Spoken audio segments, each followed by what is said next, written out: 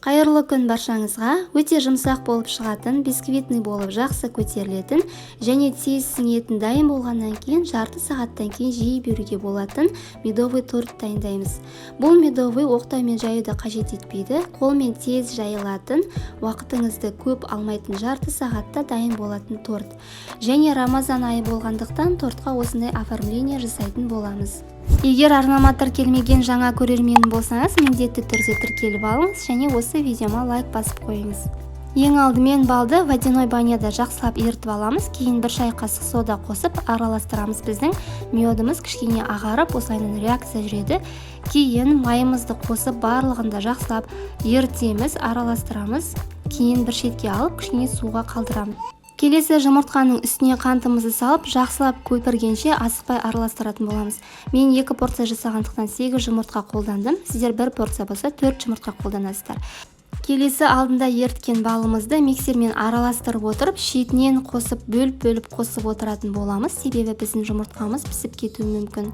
Одан кейін алдын ала електен өткізілген ұнымызды шетінен жайлап қосып отырып, миксермен араластырып отырамыз. Себебі жаңа жақсылап көтеріп алған біздің жұмыртқамыз басылып қалуы мүмкін. Осылайынан шетінен қосып отырып, біз массамызды дайындаймыз. Біздің медовыйымыздың массасы осымен дайын болды.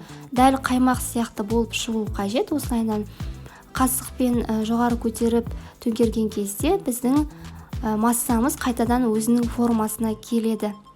Дайын болғаннан кейін пергамент қағазының үстіне 1,5 ожаудан құйып аламыз және оның үстіне ұнды електен өткізіп отырып сеуіп алатын болып. Келесі қолымызбен ұнды кішкене осылайынан жазып жібереміз да, одан кейін басып медовыйымыздың формасына келтіреміз. Осылайынан қолымызбен басып домалақтау етіп жайып шығатын боламыз. Және духовкада 180 градус қызып тұрған пеште 4-5 минуттан ғана пісіріп шығатын боламыз.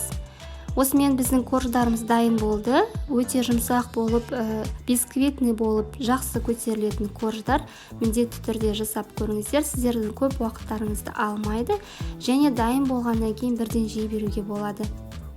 Енді келесі біз кремімізді дайындайтын боламыз. Кремге қаймақтың үстіне сгущенка қосып, жақсылап араластырып аламыз. Осымен біздің креміміз дайын. Қарапайым ғана крем, бірақ медовый тортқа жақсы үйлеседі.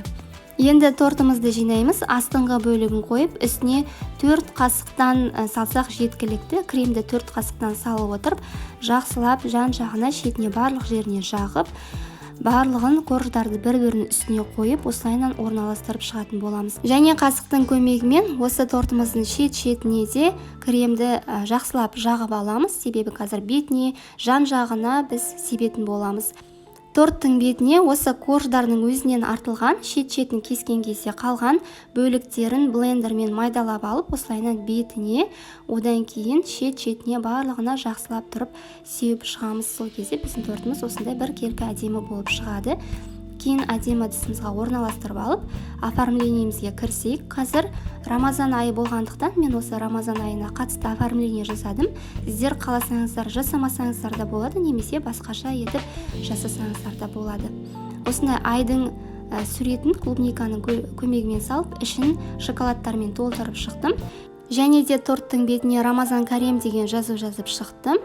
Бұл жазуды жазу үшін алдымен қара шоколадты салафанның ішіне салып, кейін водяной баняға қойып ерітіп аламыз. Шоколадымыз ергеннен кейін салафанның ұшын ғана кішкене бөлігін кесіп жібересіздер және осылайынан торттың бетіне жазу жазып шығуға болады. Әрине, бұның барлығы да өздеріңіздің қалауларыңыз бойынша.